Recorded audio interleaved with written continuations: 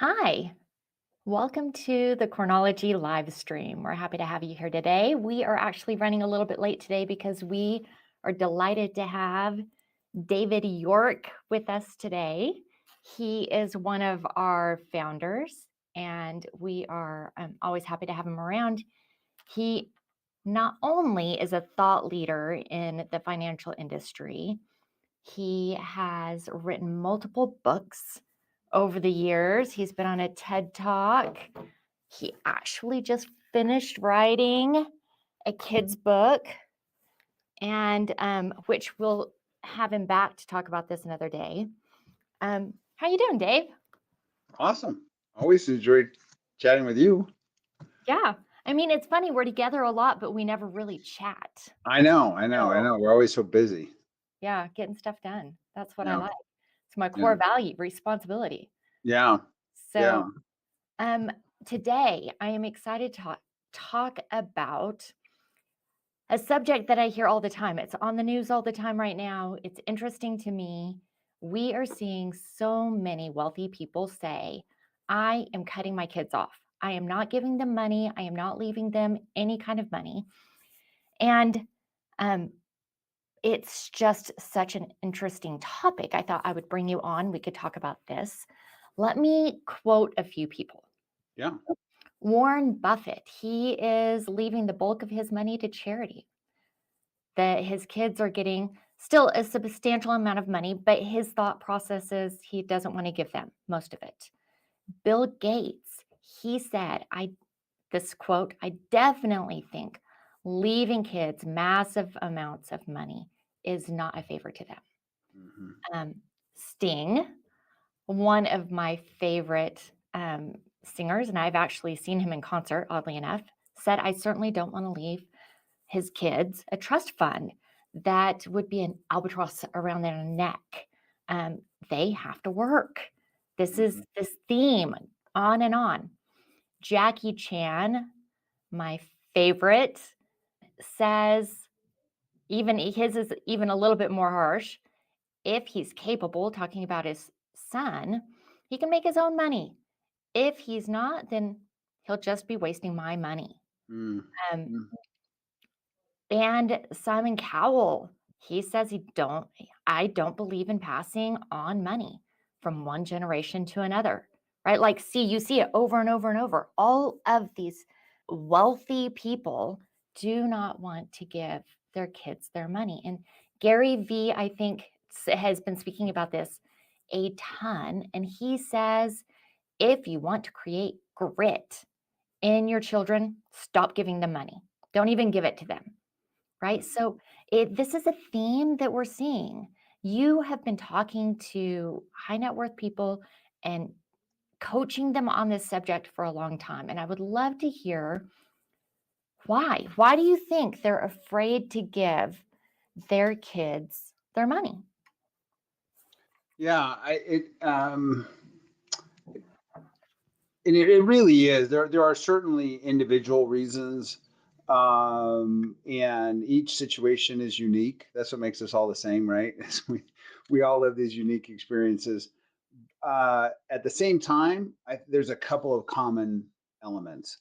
The biggest one is that they don't want to destroy their children. And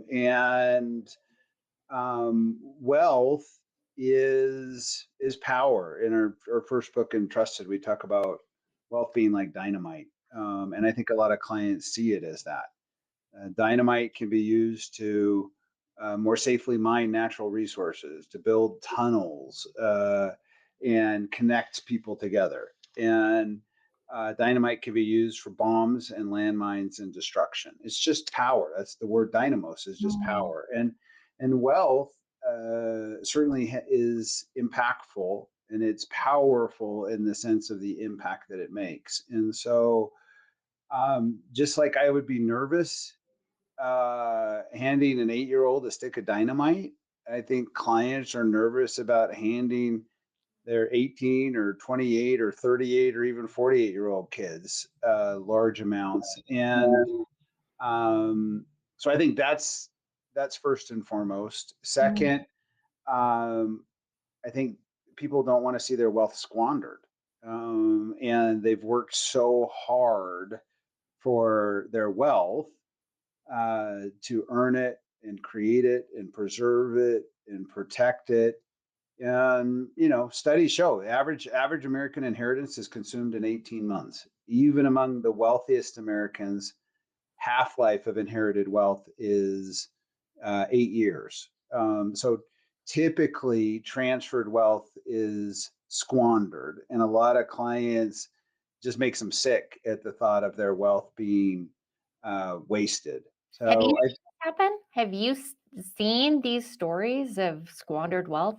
Oh, absolutely. Yeah, absolutely. And it's not just anecdotal. I mean, I've definitely anecdotally seen this, but the empirical evidence is there.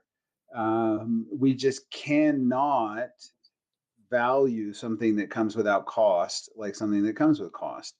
And by and large, inherited wealth is costless. And when it's costless, it's valueless. And so um, and there's no amount of money, especially today, that you can't outspend. And so a lot of my clients see the negative effects of inherited wealth, whether it's destructive or wasted, and they certainly don't want to see their wealth end up that way. Do you think they're worried about their wealth as much as they're worried about what happens to their children if they get that wealth? What? Well, I think honestly, I think it's both. Mm, Um, there was a study among high net worth. 75% of high net worth want to leave their children an inheritance. Only 20% believe that the kids are prepared to handle that wealth. So there's certainly angst yeah. with that. But I also just think clients hate the notion of their hard work being wasted. And I think those are both reasonable. It's not unreasonable. Right. Those There's some legitimate concerns about that. I think that's what's interesting too is the corollary has been okay. Well, if I'm not going to leave it to my kids, I'm going to leave it to charity. Yeah.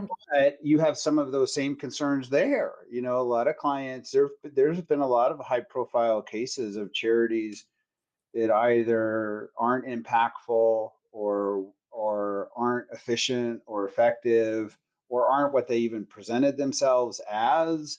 Um, and so uh, while clients don't want to see their assets wasted by their kids, they also don't want to see them wasted by uh, charitable organizations. And they see that the taxes, by and large, most of my clients see those funds being used inefficiently as well. And I think, Mm. again, when you've worked so hard for something, to see it mismanaged or misused in and of itself is a problem to people. Maybe, probably more so than their kids, but I would say it's a significant factor too. Well, either way, they're leaving a legacy. Yeah. Yeah, and that's one of the things that I tell clients. Legacy. We use that word, and it's heavy. Yeah, Mhm. there's no question, it's heavy. But the reality is, legacies aren't optional. Like you don't choose whether or not you leave a legacy. Everything you do leaves a legacy. Now, I think as you have more wealth, there's more potential impact of that. And I think a Mhm. corollary word to legacy is impact. But obviously, the more wealth you have, the more impact you'll make. But that doesn't mean people without a lot of resources, they still every much they leave a legacy. Mhm. Legacy is really just the impact that your life has on others. And legacies aren't neutral either, right? They're not optional either. And so there's a heaviness in that as well, No matter what they especially. do. Exactly. No Yeah. matter what they do, they're leaving some kind of legacy. Yes. So let's go back to Gary Vee's statement where he says if you want to create grit in your children, then stop giving them money. Is there an alternative, David? Like, what can they do instead of not give them any money? Yeah, and I think this is where, we so often we just pendulum swing on these things. And what's interesting is you look at people who have little to no access to resources, Mm. and the issues and the problems with that. In the United States, if you're born into poverty, there's a 70% chance you'll die in poverty. In some places, that's as high as 80 to 90%. Yeah. Those are actually better stats than some places where it's even higher than that, Yep. right? There is upward mobility, or at least the potential for that in the United States. But the reality is, if you lack resources, it's very difficult, and it's the exceptional person that Mm. um, can elevate. But if Mhm. you look at when there's an excess of resources, you actually see a lot of the same issues, and a lot of the same problems. When you have no resources, you have no reason to hope. When you have too many resources, you have no need to hope. And Mhm. hope is a driving force that what I do today makes a difference tomorrow. And when you're just given financial resources, you lose that self reliance, you lose that self sufficiency, you lose that need to hope. And I think it is very undercutting. Now, um, So in some ways you agree with Gary Vee. in some ways, I Yeah. do. But again, I think that there is a middle ground. You go back to Buffett, you quoted him earlier. Mhm. He's got the famous saying, leave your children enough that they can do anything, not so much that they can do nothing. Yeah. Um, and so to me, I try to help my clients focus more on opportunity transfer than just financial wealth transfer. Yeah, I love that. How Yeah, how do we create opportunities for the successive generations to take their own work, efforts, skill, resources, their own blood, sweat, and tears, and how do we leverage that for them? Because you can't undercut costs, but you can leverage it.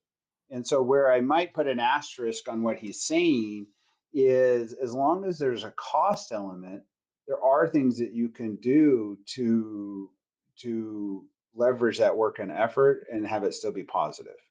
What are some of those things that you've seen people do?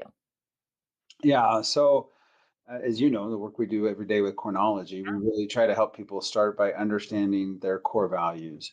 And then the mantra is pretty simple. Let's resource those values. Let's resource what you value as a family. So for most clients, that includes things like education. It Mhm. includes entrepreneurism. Um, it includes charitable service, home ownership, um, things that still require work and effort on the part of the child, but that can be leveraged. For example, it's a real struggle, and there's always been work and effort for home ownership. But I do agree that by and large, the United States of America, it's harder than ever to buy a home. Yes. The one side of the pendulum says, well, then go buy your child a home for them to live in. The other pendulum says, make them go out there and earn every penny to go try and buy a home, which most people, hardworking people, have struggled doing. The Yeah. middle ground there is to say to the child, go out and earn funds, but let me match a down payment, or let me do two times your down payment or three times your down payment. Let me leverage that. As long as you're responsible for the remaining portion, you're paying uh, uh, a mortgage. I want to take what you've done and help magnify that. That to me is that middle ground where you're not simply giving funds for consumption. You're leveraging the contribution that the child is making to that, and it's fundamentally different. Well, it seems very similar in entrepreneurism. Yes. So take Yeah. these funds and leverage it into something more. Exactly, exactly. I've seen clients who their thinks restaurants are cool because they like to go out to eat, so they buy them a restaurant and it fails. Restaurants are really hard. Yes, because they're a lot of work. I've had Yeah. other I've had other clients that say, look, if you want to go out and start a restaurant, Great. Here's the first thing you're going to do is you're going to work for 2 years in the restaurant business as an employee. Second, you're going to put together a business plan, and that business plan has got to be approved by someone in that field. You've got to raise your own capital, and I may provide you some additional funds on that, but you're going to put your first dollars into something. Mm. And I'm going to limit how much provision I'm going to provide for you until I'm repaid or till there's some return.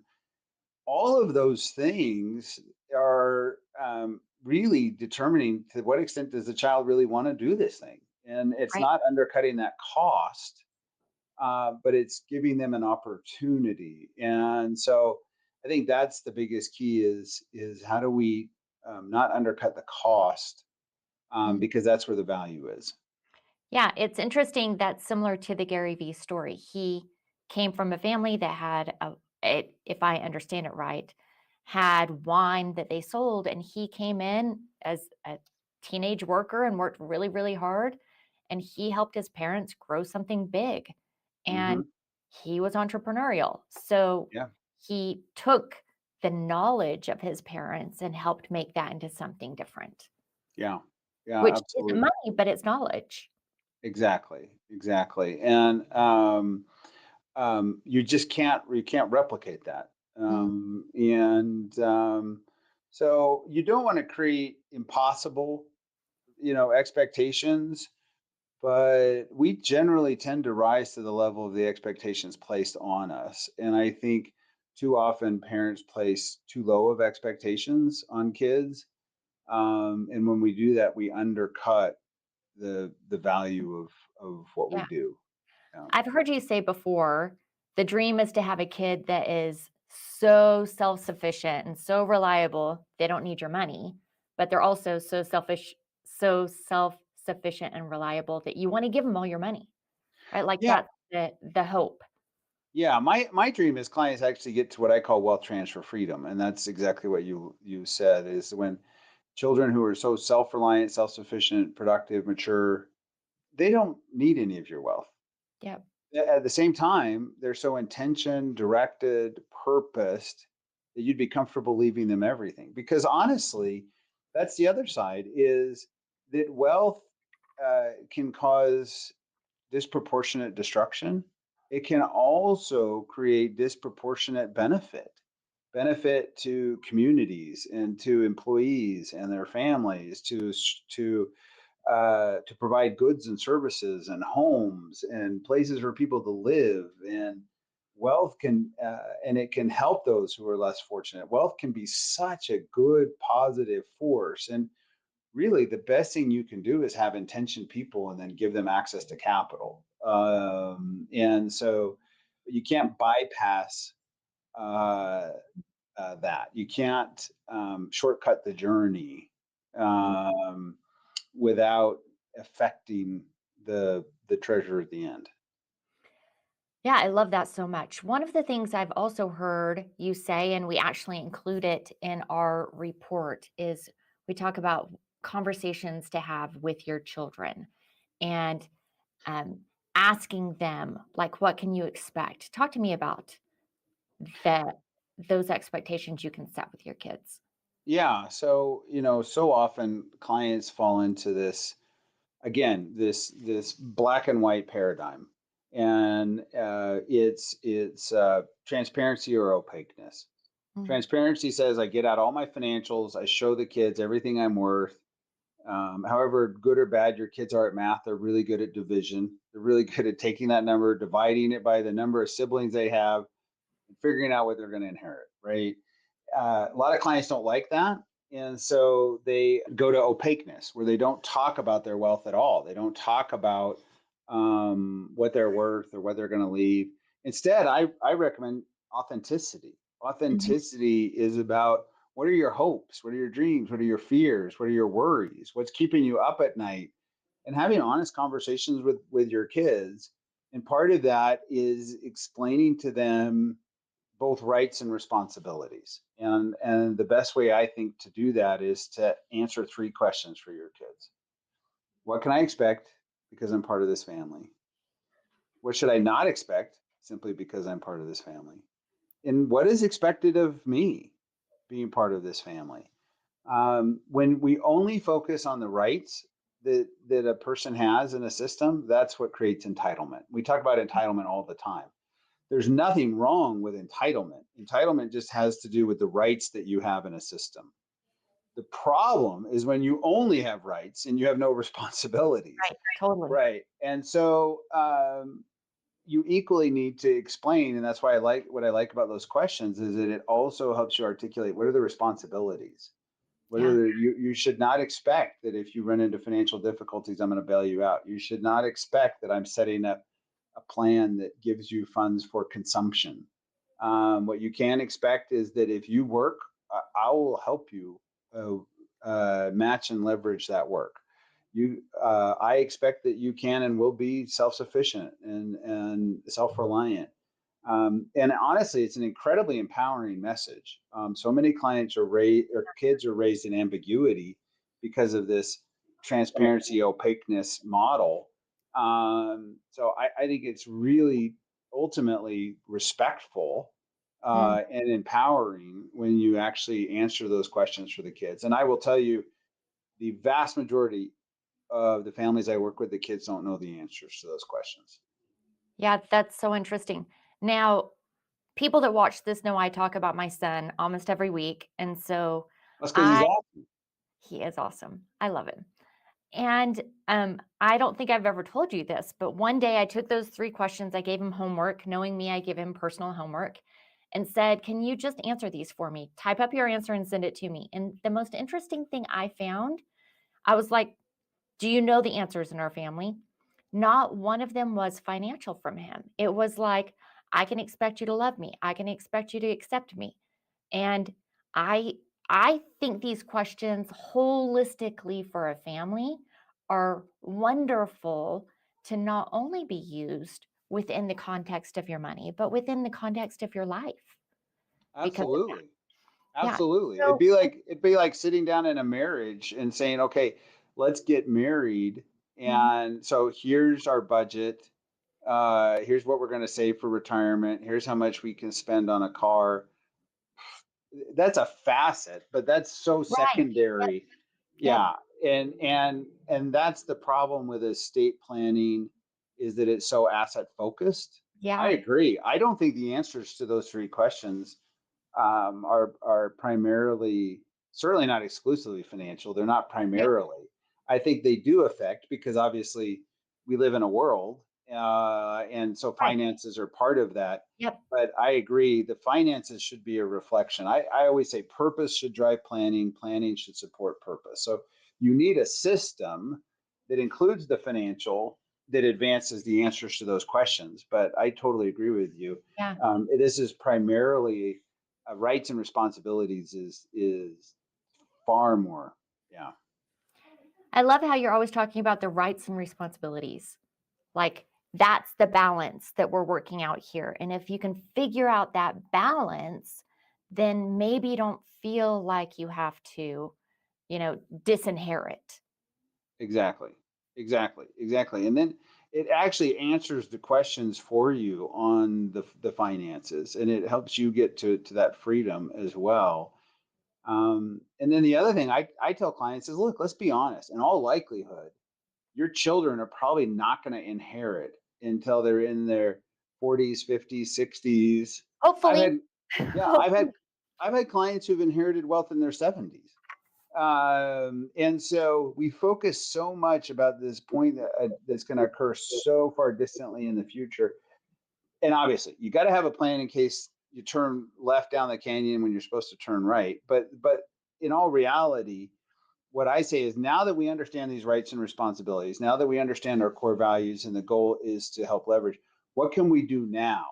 How about instead of trying to figure out how wealthy to make your kids at death, what if we focus on how wealthy do we make them now? How do we help them build their own wealth now and these leveraged opportunities and let them learn on training wheels, just like we taught them how to ride a bike or drive a car. We didn't teach any of our kids to ride a bike by sticking them at the top of a big hill and send them down, right? We put training wheels on, we walked behind them, we ran behind them on the bicycle with our hands right there. There was training, you know, and unfortunately, we're not mentoring and we're not helping kids develop their own wealth. Well, I love that as a segue. How would you, David, use COREnology as the training wheels? Yeah, the key is to know who you are, what you value, and what you believe. You know, people with resources can do anything in life. They can't do everything. They can do anything, and sometimes you get shot off by these uh, tangents. What I find that core values ground us, and then culture guides us. So if we can have a grounding of who we are and what we value, and then we build a culture around that as a family of rights and responsibilities and resourcing our values, now we're actually engaging in wealth transfer now, wealth in all its forms. Mhm. Again, financial wealth is typically the caboose and we make it the engine, and it's not. It's a lag indicator of what we're doing, and so that's what we do. Is we say, okay, how do we resource these values, and how do we connect with our kids and what they value, and how do we say how do we put our time, talent, and treasure into these things? But chronology just creates a really simple roadmap to do that. And you know, it's not hard. You know, you and I are Disney people. You know, Roy Disney said it's not hard to make decisions when you know what you value. And once we have that clarity of what we value, everything else becomes really easy. Yeah, I love that. I think this is a great place for us to wrap it up and say, as people walk away from this conversation, as our advisors are considering what we're talking about, what would you want them to think about as they walk away? Yeah, I think it's to recognize and have empathy for those who are facing just real issues of this destruction or disinheritance, and they're worried and they're anxious. And I'm a firm believer that if you help clients with those things that are keeping them up at night, and what's keeping them up at night is their family Yeah. and the impact that they're having on their family. You're gonna have clients for life on all this other Yep. stuff. And focusing on how to get clients more money when the money is what's actually causing a lot of stress and anxiety, you're doing the exact wrong thing. Now, once they have a vision for it, I have had clients super engaged in it and they see the positive impact that their wealth can make. So again, it's a beautiful work, but it does take some work and effort, but it's worth it too. I always tell clients it's easy to leave your wealth at death. Just just die. You'll leave it. Like that's the That's easiest enough. thing. It's The over. easiest thing to do in life is to leave your money behind when you die. It's not easy to leave it well. Mm, It takes some work and it takes some intention. All I can tell you is that it's worth it. It's yeah. like the only, you know, what's the upside? Oh, it's worth it. Yeah. I love that. That's a great wrap up. And as we thank you for visiting and watching us today, I just want to encourage you as advisors to consider alternatives to disinheritance, um, and come and talk to us. We would be happy to give you tools to help in that process with your clients. You can call me, you can text me, you can go to our website at www.corenology.com, and we would be happy to help. Thanks again for being with us, Dave. Anytime.